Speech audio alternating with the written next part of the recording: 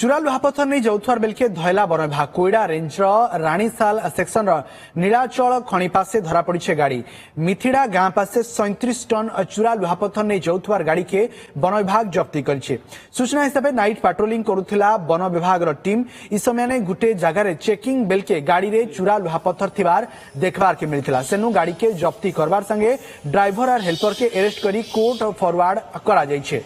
ई बाबदे कोईडा वनांचल अधिकारी press meet रे सूचना दैछन।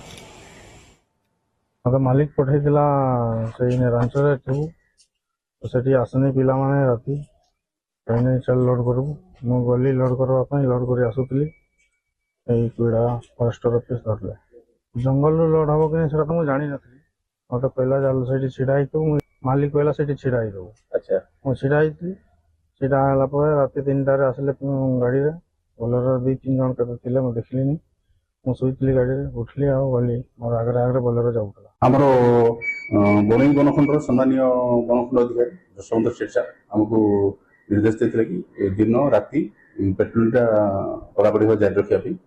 तो आम पेट्रोलिंग करुला समय रात्रि पेट्रोलिंग करुला समय से गाड़ी लोड हो बिना कागज पत्र लुहा पत्थर लोड होता आम ओजन कला 37 टन बाहर 37 टन।